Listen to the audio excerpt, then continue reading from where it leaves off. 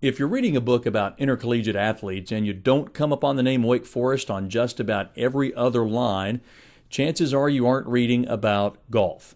Because in athletics, golf and Wake Forest are nearly synonymous. It all started at a junior golf tournament in which Demon Deacon signee Buddy Worsham invited a friend from Latrobe, Pennsylvania, to join him at Wake Forest. I asked him where he was going, and he said, well, he had already made up his mind where he was going, and he had a full scholarship to Wake Forest College in Wake Forest, North Carolina. And he said, as you would talk, he said, would you be interested? And I said, do you think I could get a full scholarship? He said, he says, I think so. He says, I'll get in touch with them. Palmer's arrival at Wake Forest brought immediate fame to Wake Forest as he won back-to-back individual Southern Conference and NCAA championships in 1949 and 1950. He then returned from a stint in the Coast Guard to win the inaugural ACC championship in 1954. Palmer's instant success as a professional didn't detract from his love of Wake Forest as he helped springboard young 21-year-old head coach Jesse Haddock's coaching legacy. When I started coaching in 1960, there's one thing, maybe I didn't inherit an outstanding team, but there's one thing that you had that others didn't have. And Arnold was in his heyday. And I would say, and I told Arnold once, I says, I thanks for all. I had Arnold Palmer. Haddock guided the program to its fourth ACC championship in 1963, and 4 years later, the Deacs established their ACC dominance, winning the next 10 championships in a row and 13 of the next 14. During that stretch, 9 different Demon Deacons won individual ACC titles.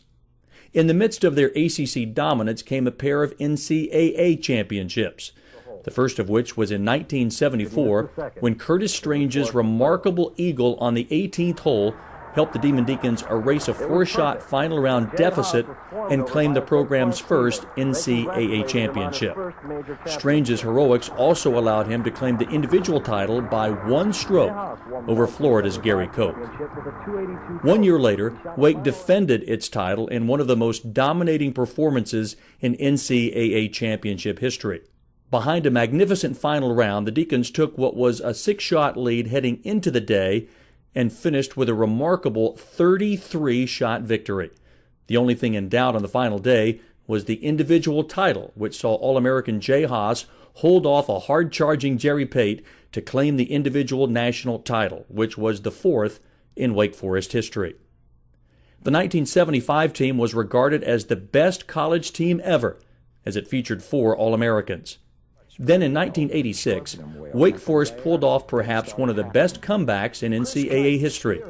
Behind a 66 from Chris Kite, a 69 from both Billy Andrade and Lynn Matisse, the Demon Deacons were able to pull off the miraculous come-from-behind victory to claim their 3rd NCAA championship at nearby Bermuda Run. Overall, the men have won 108 team championships, 104 individual titles, 18 ACC championships, 22 individual ACC champions, 3 NCAA championships, and 5 individual NCAA titles. Gary Hallberg highlights a list of 11 first-team All-Americans as he's the program's only 4-time first-teamer, a feat that has seldom been matched in collegiate golf. 1986 was a great year for Wake Forest golf as the women claimed their first ACC championship behind medalist Brenda Corey. The Deacons then went on to win back-to-back ACC titles in 1994 and 1995, thanks in large part to the program's only 4-time All-American Stephanie Neal Harner. In 1995, Laura Diaz claimed the ACC individual title and led the team to a 3rd-place finish at the NCAA championships, which is the best finish in school history. After a 13-year drought, the Demon Deacons were back in the winner's circle, winning the 2009 ACC title by an astounding 26 shots over Duke. Head coach Diane Daly has been at the helm of the program since 1988 and seen the team enjoy a large amount of success. Well, when I first got here, we had won an ACC championship in 1986, but when I arrived in 1988, our program only had juniors and seniors. There were no freshmen or sophomores on the team, and so I had to really start working hard to get some players. And by the time this facility was built in the fall of when I arrived, and so it became a real big recruiting effort and attraction for me when I was recruiting that first class to get people here to know that you could walk up to a facility here on campus and practice whenever you wanted to. So that really started our teams off, and we were able to recruit 4 freshmen coming in the next year, and we had a team. And by 1994-95, we've won 2 ACC championships. And on those teams were Stephanie Neal, who was really my first impact player, who was a 4-time All-American, still the only 4-time All-American I've had at Wake Forest. And then Laura Diaz, Laura Philo, while she was here at school, has now gone on. She was also an All-American first team and has gone on to do very, very well on the LPGA Tour. And after that time, we've continued to have good, solid programs. We've consistently been in the top 15 almost the last 20 years, 17 years anyway.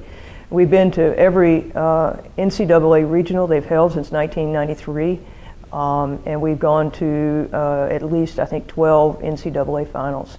So it's been a great, Wake Forest has great golf tradition. We've been able to try to continue that on the ladies' side. The men have always had a great tradition, and it's been exciting to see the women's program progress and to be a part of that. Daly has been named ACC Coach of the Year 3 times and has coached 11 of the program's 12 All-Americans. Behind one of the most influential golfers of all time in Arnold Palmer, the Deacons made a name for themselves in the professional ranks as well. Wake golfers have posted 139 victories on the PGA and LPGA tours, along with 42 Champions Tour victories. The Deacs have also had a strong showing in the major championships, as Wake is third among college programs with a total of 10 major championships. Despite the professional success, it's the sense of family that brings everyone back to Wake Forest. It's a kinship with all your players, and I hope it is for the players through the coach. It's a kinship, a feeling, a caring, and so forth. And to me, I'm very, very fortunate. I think small sometimes is good because in today's world with everybody going every which way, it's nice to have a family, or it's nice to have friends. As Wake Forest embarks on the new state-of-the-art golf complex, the programs forge into the future with the excitement of what lies ahead. I told Jerry one time, and I've said this before, I said, my dream would be for both of us to win a national championship the same year. And with a facility like this, I think it could become a reality. We'll hopefully win national championships like Coach Haddock. And we've been close. We've had a 3rd and a 4th and a 10th, and we're close, but we're just almost one player away sometimes. And the difference might simply be this practice facility.